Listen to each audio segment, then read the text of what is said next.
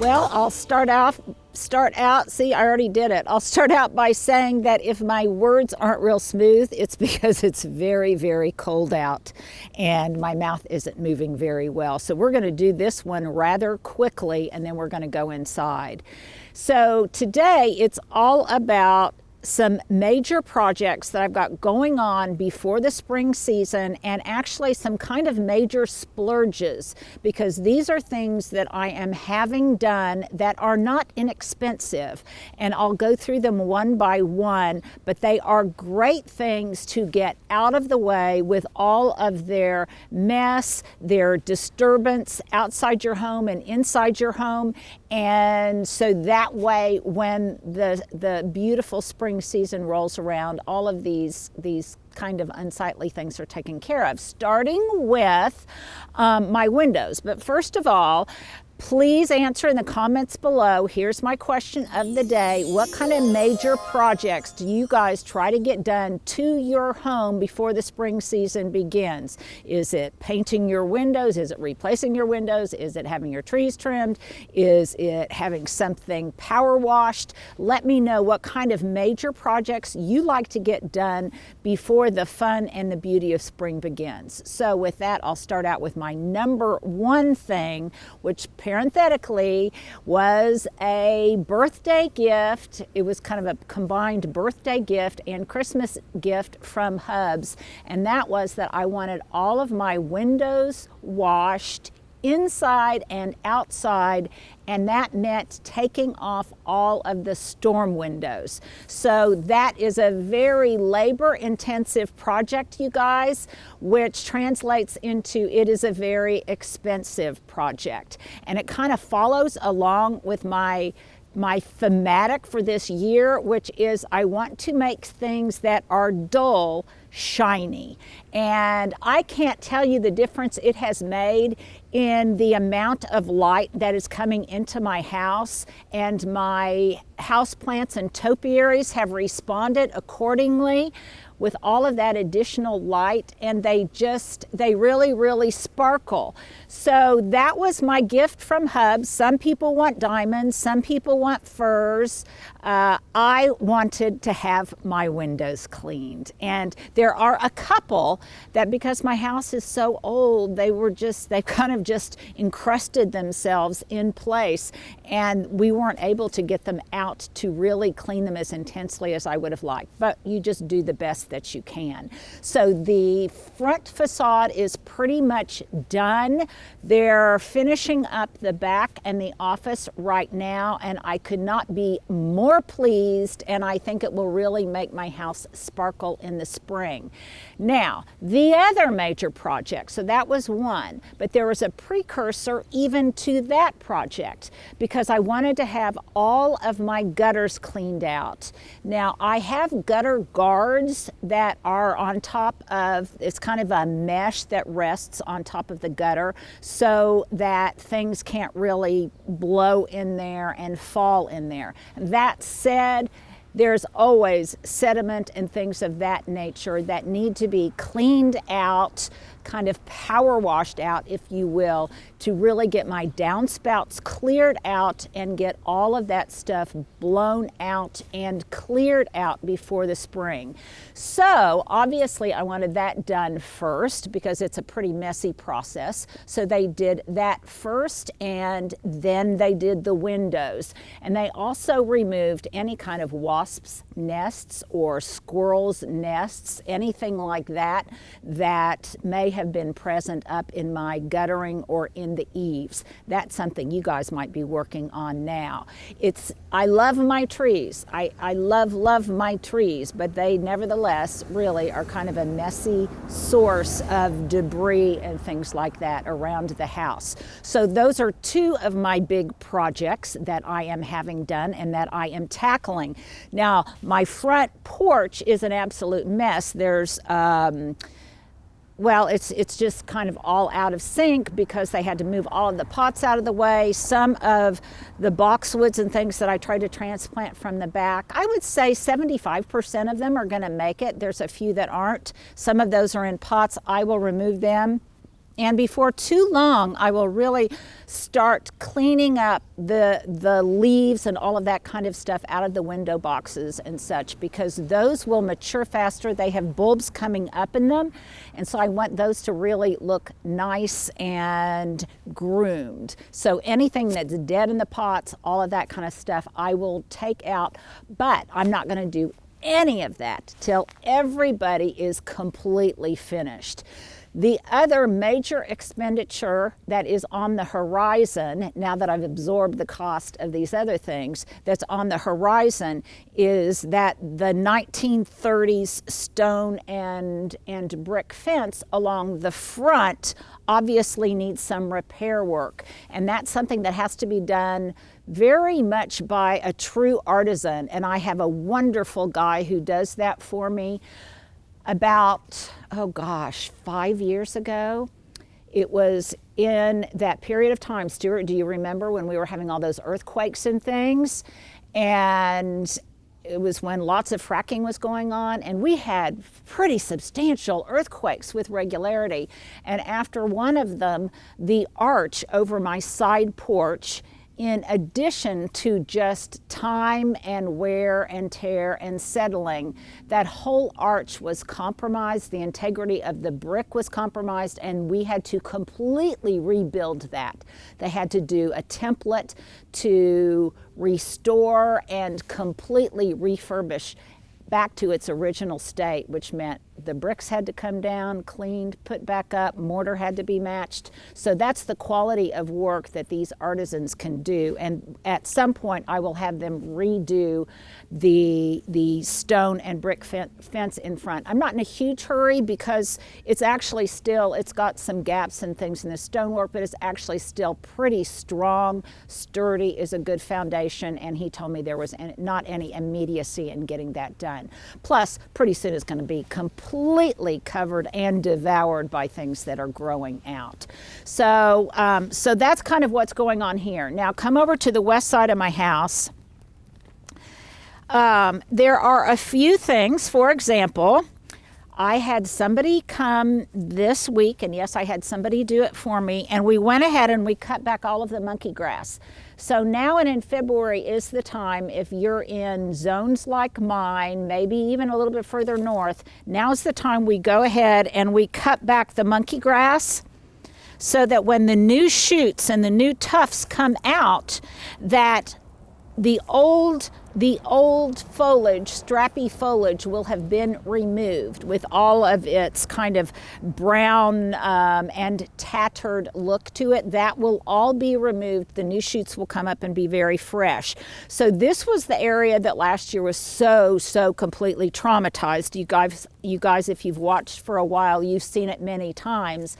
And this might be a nice reminder, Stuart, to tell people that if you're new to the channel and you kind of want a little bit of a history about the garden and everything, please go back and check out our playlists. So there are playlists of my Wednesday walkabouts, there are playlists of garden tours, all sorts of different ones where I talk about the disaster of the ice storm and then the epic cold front that we had that came through last February.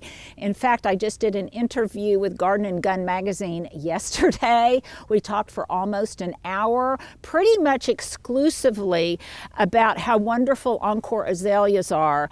And I was telling him that ostensibly, you kind of protect them and cover them if temperatures get below 20 degrees. You guys, it got down to minus 13. And the old azaleas that I had were completely crushed. I put these in subsequent to that, and believe me, they're not real large yet because that takes a little bit of maturity, but they are doing so beautifully. Mine are evergreen, and I think part of the tip is that I blew all of my leafy debris on it. Lots of leafy mulch that is kind of acidic because it comes off of my oak tree. So the soil is slightly acidic, and these are just happy. And look, I've got buds coming out on these. And actually in December, I don't know if you remember, Stuart, I was even able to come out here and cut some flower arrangements because it was such a mild December. They were still blooming. And look over in here, I've got more of these hellebores coming out. And here is a tip for you guys. These hellebores right here, this purple one, I got last year at Trader Joe's.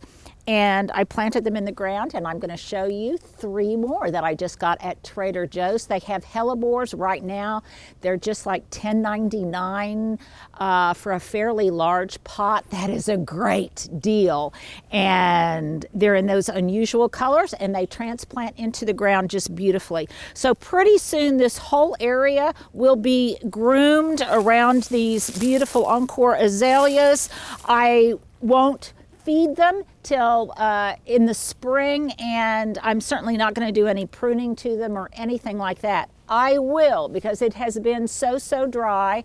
I looked at some information this morning online to see kind of historically how our winter has been, and in January, and we're almost to the end of January, in January, supposedly we would, the average is about 5.5 inches of rain. We've had zip. We had zip rain in December. We had very little rain in November. So I'm getting concerned about it, but it also tells me that I'm going to have to do some supplemental watering, and I will try to do that at ground level, because Encore azaleas in particular have very shallow root systems that will dry out quickly, particularly if they're not mulched. So there's some tips on your Encore azaleas. So let me come around back to the other side. Now, what this did here, this is a real high traffic area, you can tell. The ground is compacted, it's not loose and friable, it's hard to get stuff to grow in this area, which is why there is liriope, because it's so tough. Now, right underneath Stuart's feet, and along in here, you can see where the ground has gotten trod down, because there's kind of been a new path that was developed after so much damage was created from that last ice storm on these hollies. So what I'm probably going to do too before spring, and this will be another major project, is I'm going to come back in here, and Stuart, if you don't mind showing right at your feet this flagstone pathway that I've got running through here. I will add another few pieces of flagstone that comes all the way through here and over to this log, which is now kind of a sitting area. And then obviously I'll come back in here, do some grooming, do some cleanup, do some soil amendment. So if you come back this way, you can see all of this monkey grass has been cut back. And the winter and cutting back the monkey grass exposes a lot of things. Stuart, your poor hands are probably frozen. Are they okay from holding that phone? So on this side over here, you can see the soil looks dry, it looks eroded, it looks worn down. And part of that's because before these hollies were damaged, their canopy, this entire area was completely green. It was a completely green wall that came all the way out to here. So when these were damaged, it exposed all of this area that I've kind of been keeping an eye on it, and what I want to do, you'll see happily that there's lots and lots of new foliage and new growth coming out. Sadly, not as much will come out this year as last year because we haven't had any rain.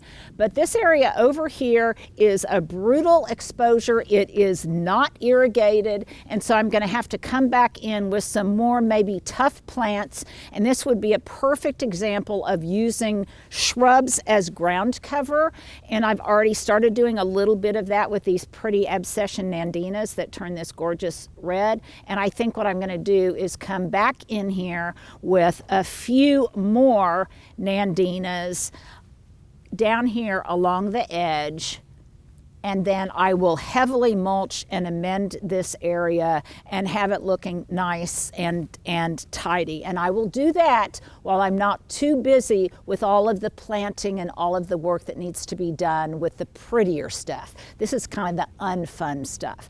Now over here, this looks very kind of clinical and sterile right now, because we've cut back all of the monkey grass.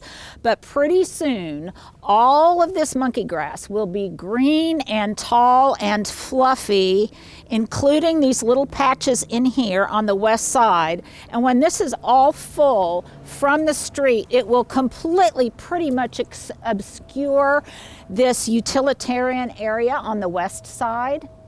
So I had a real problem over here with lots of squirrels digging, volunteer trees coming up, vines and things that would grow into my air conditioning compressor, and I wanted to take care of that this winter. So what I did was I bit the bullet and had somebody help me with this. We graded this out. We did, in this case, put down some landscape fabric because I didn't want any of those volunteer trees or weeds to come back.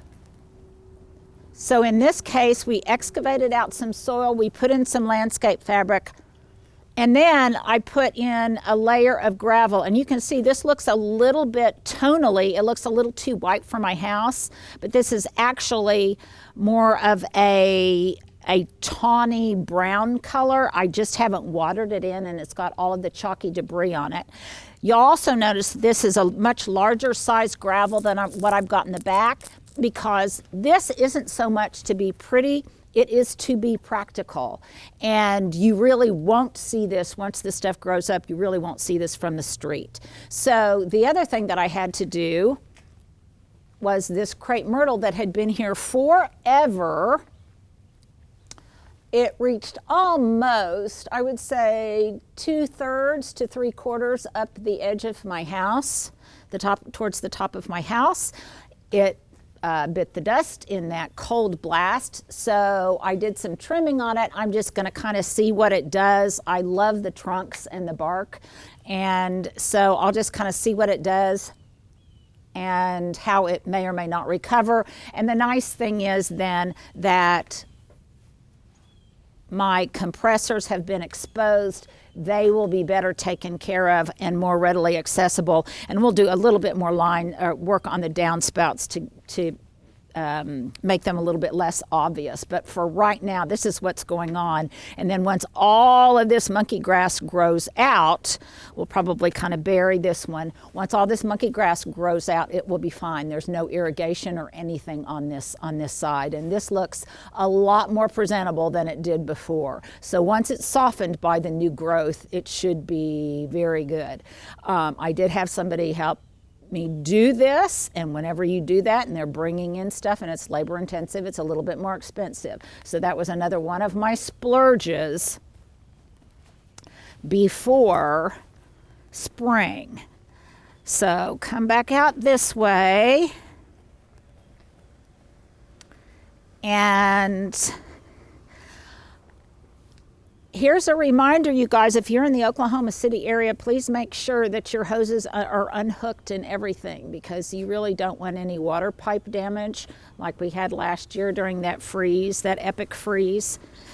And then here's I have my question of the day. Here's my ugly of the day. And that's my front porch right now, because it's got dead stuff on it and whatever. But I figure, why go ahead and clean up all of that when more mess was just being made with the window cleaning and such. But by next time you see this, it should look much more beautiful, and so that you don't have to avert your gaze anymore from the ugly stuff. Here is something pretty, and these are those gorgeous hellebores that I just got at Trader Joe's. Aren't they just beautiful? I love this unique color. And if you've got a Trader Joe's near you, then you might want to take advantage of that. And if you don't, then definitely at your garden centers and your nurseries, your local independent nurseries, you might want to look for some hellebores. So I'm going to enjoy those inside for a little while until it warms up enough to plant them outside. So that's kind of a nice indoor-outdoor type of thing. So there you go. This is kind of some pre-spring activity that's going on. I've got a lot more major work to do on the driveway, where I show you always my expansive ugliness to the trash cans for a number of reasons. That it's just not been possible to address that in any kind of dramatic way yet.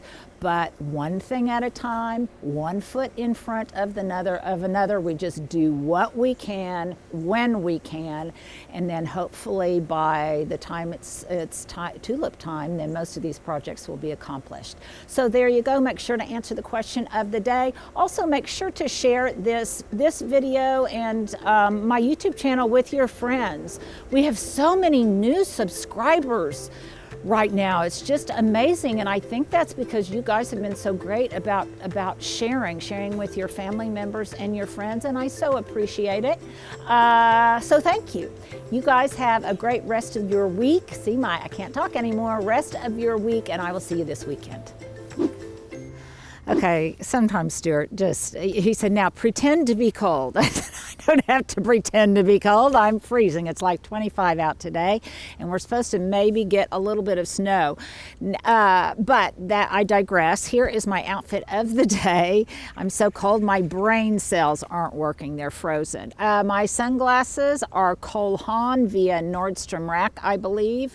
My vest, I've had this for years. I got this at Susu, what's the name of that store at the mall we always talk about? New York and Company? New York and Company. I don't even know if they're still there, but I got it years ago from there, as I did the sweater underneath, because I really love tone on tone, and I love this sweater because it keeps me really, really warm. But both of these I've had for years. My earrings.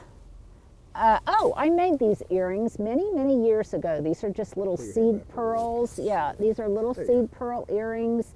And my friend Jenny and I, the bead buyer for Hobby Lobby, we went through kind of a earring making phase, and I still wear these periodically.